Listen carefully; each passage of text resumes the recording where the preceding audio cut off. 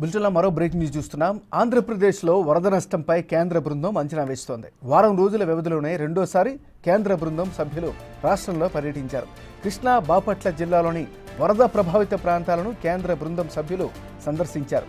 వరదలో దెబ్బతిన్న ప్రతి ఇంటికి ఆర్థిక ప్యాకేజీ దిశగా కసరత్తు చేస్తున్నారు. ఇప్పటికే కేంద్రానికి ఏపీ ప్రభుత్వం నివేదిక సమర్పించింది.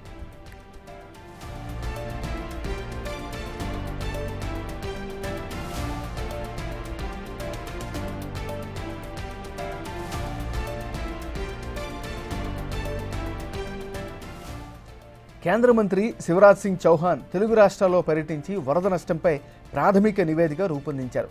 కేంద్ర హోంమంత్రి అమిత్ షాని కలిసి ఆ నివేదికనిచ్చారు. త్వరలోనే కేంద్ర బృందాలు మరోసారి వరద ప్రాంతాలను పరిశీలిస్తాయని, కేంద్రం నుంచి ఆర్థిక సాయం అందుతుందని చెప్పారు.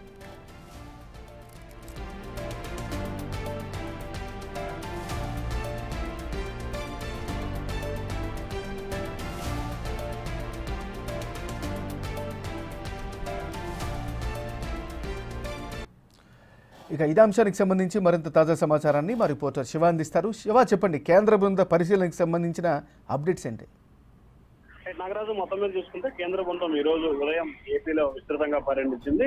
మధ్యాహ్నం వరకు కూడా డిజాస్టర్ మేనేజ్మెంట్ కార్యాలయంలో ఉన్నతాధికారులతో సమీక్షా సమావేశం నిర్వహించారు. రెవెన్యూ, వ్యవసాయ, ఆరోగ్య శాఖ అధికారులతో ప్రత్యేక సమావేశం నిర్వహించారు. ఆ సమావేశం తర్వాత వారం రోజుల వ్యవధిలోనే రెండోసారి కేంద్ర బృందం ఏపీలో పర్యటించింది. ఇది దేశ చరిత్రలోనే అరుదైన రికార్డుగా చెప్పుకోవచ్చు. ఇక ఈ రోజు కృష్ణా, బాపట్ల జిల్లాల్లో కేంద్ర బృందాలు పర్యటించి వివిధ అధికారులతో, అలాగే క్షేత్రస్థాయిలో ఉన్న ప్రజలు, రైతులతో కూడా సమావేశం అవడం జరిగింది. ముఖ్యంగా ఉమ్మడి కృష్ణా జిల్లాకు సంబంధించి కూడా ఎన్టీఆర్ జిల్లా, జగ్గేపేట, నందిగామ, తిరువూరు, పామూరు, కైకలూరు నియోజకవర్గాల్లో కూడా పర్యటించడం జరిగింది. ఈ నియోజకవర్గాల్లో ఉన్న తాజా పరిస్థితిపై వారు ఒక అంచనాకు రావడం జరిగింది. అలాగే వరద ప్రాంతంలో దెబ్బతిన్న ప్రతి ఇంటికి ఆర్థిక ప్యాకేజీ అందించే దిశగా కూడా కేంద్ర బృందం కసరత్తు చేస్తున్నట్టు కూడా తెలుస్తా ఉంది. అలాగే ఇప్పటికే ఏపీ ప్రభుత్వం కేంద్ర పెద్దలతో చర్చలో ఉండి వారికి సంబంధించిన అంశాలకి ఎప్పటికప్పుడు కూడా మానిటరింగ్ చేస్తూ రాష్ట్రానికి ఉదారంగా సహాయం చేసే విధంగా చర్యలు తీసుకోవాలని చెప్పి కోరుతా ఉంది. ఇంకొక వైపు రేపు, ఎల్లుండి అంటే దాదాపుగా 4 రోజులు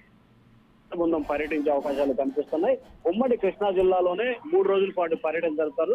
ఆ తర్వాత 2 రోజుల పాటు గుంటూరు జిల్లాలో, ఒక రోజు పాటు కూడా పశ్చిమ గోదావరి జిల్లాలో పర్యటన జరిపే అవకాశాలు కనిపిస్తున్నాయి. ఒక కృష్ణా జిల్లాలోనే ప్రాథమికంగా 1200 కోట్ల రూపాయల మేర నష్టం వాటిల్లినట్లు కూడా అధికారులు అయితే అంచనా వేసినట్టు తెలుస్తా ఉంది. Nagaraju, thank you Shiva.